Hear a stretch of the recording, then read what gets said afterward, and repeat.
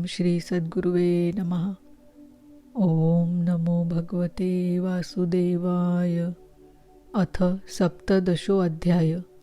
हिरण्यकशिपु और हिरण्याक्ष का जन्म तथा हिरण्याक्ष की दिग्विजय। श्री मैत्रेय जी ने कहा, विदुर जी, ब्रह्मा जी के कहने से अंधकार का कारण जानकर देवताओं की शंका निवृत्त हो गई और फिर वे सब स्वर्गलोक को लौट आए। इधर दिति को अपने पतिदेव के कथनानुसार पुत्रों की ओर से उपद्रवादि की आशंका बनी रहती थी। इसीलिए जब पूरे 100 वर्ष बीत गए तब उस साध्वी ने 2 यमज जुड़वे पुत्र उत्पन्न किए।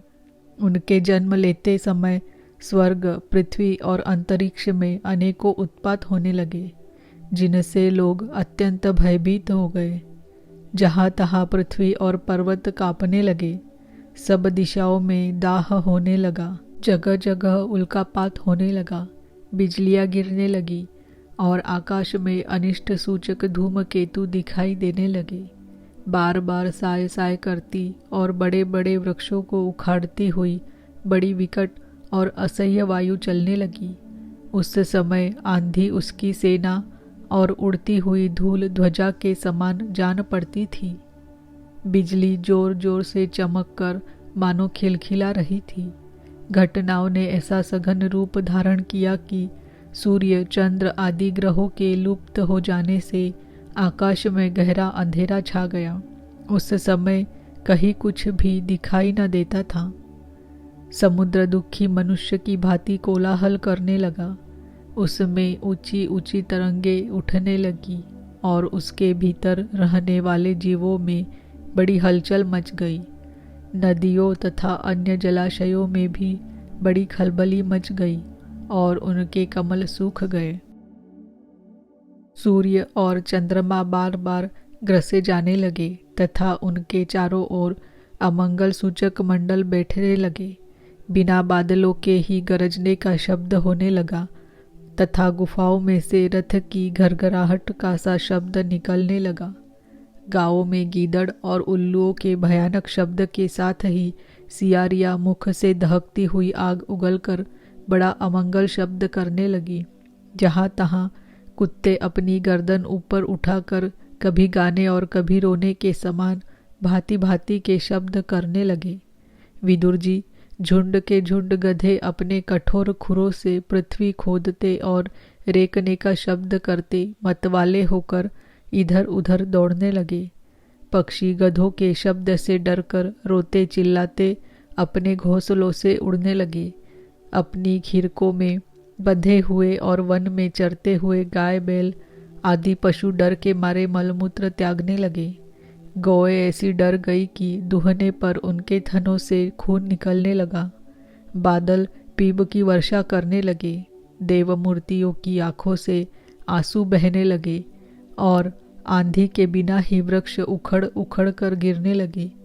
शनि, राहु आदि क्रूर ग्रह प्रबल होकर चंद्र, बृहस्पति आदि सौम्य ग्रहों तथा बहुत से नक्षत्रों को लांघ कर वक्र गति से चलने लगे तथा आपस में युद्ध करने लगे। ऐसे ही और भी अनेकों भयंकर उत्पात देखकर सनकादि के सिवा और सब जीव भयभीत हो गए तथा उन उत्पातों का मर्म न जानने के कारण उन्होंने यही समझा कि अब संसार का प्रलय होने वाला है। वे दोनों आदि दैत्य जन्म के अनंतर शीघ्र ही अपने फौलाद के समान कठोर शरीर से बढ़कर महान पर्वतों के सदृश हो गए तथा उनका पूर्व पराक्रम भी प्रकट हो गया। वे इतने ऊंचे थे कि उनके सुवर्णमय मुकुटों का अग्रभाग स्वर्ग को स्पर्श करता था और उनके विशाल शरीरों से सारी दिशाएं आच्छादित हो जाती थी। उनकी भुजाओं में सोने के बाजूबंद चमचमा रहे थे। पृथ्वी पर जो वे एक एक कदम रखते थे उससे भूकंप होने लगता था और जब वे खड़े होते थे तब उनकी जगमगाती हुई चमकीली करधनी से सुशोभित कमर अपने प्रकाश से सूर्य को भी मात करती थी। वे दोनों यमज थे। प्रजापति कश्यप जी ने उनका नामकरण किया। उनमें से जो उनके वीर्य से दिति के गर्भ में पहले स्थापित हुआ था उसका नाम हिरण्यकशिपु रखा, और जो दिति के उदर से पहले निकला वह हिरण्याक्ष के नाम से विख्यात हुआ। हिरण्यकशिपु ब्रह्मा जी के वर से मृत्यु भय से मुक्त हो जाने के कारण बड़ा उद्यत हो गया था। उसने अपनी भुजाओं के बल से लोकपालों के सहित तीनों लोकों को अपने वश में कर लिया। वह अपने छोटे भाई हिरण्याक्ष को बहुत चाहता था और वह भी सदा अपने बड़े भाई का प्रिय कार्य करता रहता था। एक दिन वह हिरण्याक्ष हाथ में गदा लिए युद्ध का अवसर ढूंढता हुआ स्वर्गलोक में जा पहुंचा। उसका वेग बड़ा असह्य था। उसके पैरों में सोने के नुपुरों की झनकार हो रही थी, गले में विजय सूचक माला धारण की हुई थी और कंधे पर विशाल गदा रखी हुई थी। उसके मनोबल, शारीरिक बल तथा ब्रह्मा जी के वर ने उसे मतवाला कर रखा था, इसीलिए वह सर्वथा निरंकुश और निर्भय हो रहा था। उसे देखकर देवता लोग डर के मारे वैसे ही जहाँ तहाँ छिप गए, जैसे गरुड़ के डर से सांप छिप जाते हैं। जब दैत्यराज हिरण्याक्ष ने देखा कि मेरे तेज के सामने बड़े बड़े गर्वीले इंद्रादि देवता भी छिप गए हैं, तब उन्हें अपने सामने न देखकर वह बार बार भयंकर गर्जना करने लगा। फिर वह महाबली दैत्य वहाँ से लौटकर जल क्रीड़ा करने के लिए मतवाले हाथी के समान गहरे समुद्र में घुस गया, जिसमें लहरों की बड़ी भयंकर गर्जना हो रही थी। जो ही उसने समुद्र में पैर रखा कि डर के मारे वरुण के सैनिक जलचर जीव हकबका गए और किसी प्रकार की छेड़छाड़ न करने पर भी वे उसकी धाक से ही घबराकर बहुत दूर भाग गए। महाबली हिरण्याक्ष अनेक वर्षों तक समुद्र में ही घूमता और सामने किसी प्रतिपक्षी को न पाकर बार बार वायु वेग से उठी हुई उसकी प्रचंड तरंगों पर ही अपनी लोहमयी गदा को आजमाता रहा। इस प्रकार घूमते घूमते वह वरुण की राजधानी विभावरी पुरी में जा पहुंचा। वहाँ पाताल लोक के स्वामी जलचरों के अधिपति वरुण जी को देखकर उसने उनकी हंसी उड़ाते हुए नीच मनुष्य की भांति प्रणाम किया और कुछ मुस्कुराते हुए व्यंग से कहा, महाराज, मुझे युद्ध की भिक्षा दीजिए। प्रभु, आप तो लोकपालक राजा और बड़े कीर्तिशाली हैं।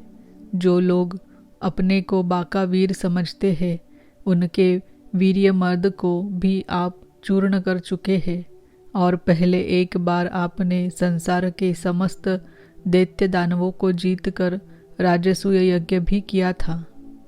उस मदोन्मत्त शत्रु के इस प्रकार बहुत उपहास करने से भगवान वरुण को क्रोध तो बहुत आया, किंतु अपने बुद्धि बल से ही वे उसे पी गए और बदले में उससे कहने लगे, भाई, हमें तो अब युद्ध दी का कोई चाव नहीं रह गया है।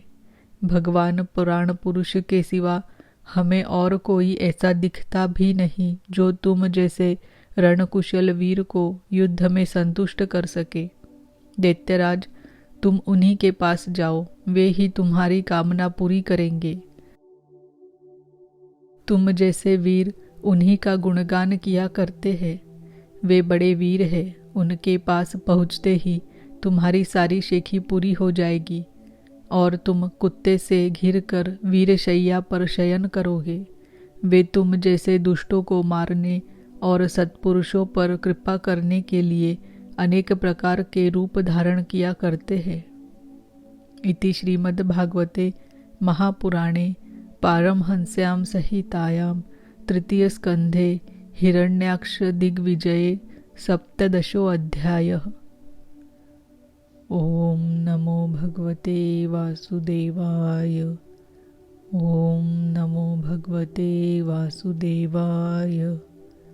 ओम नमो भगवते वासुदेवाय।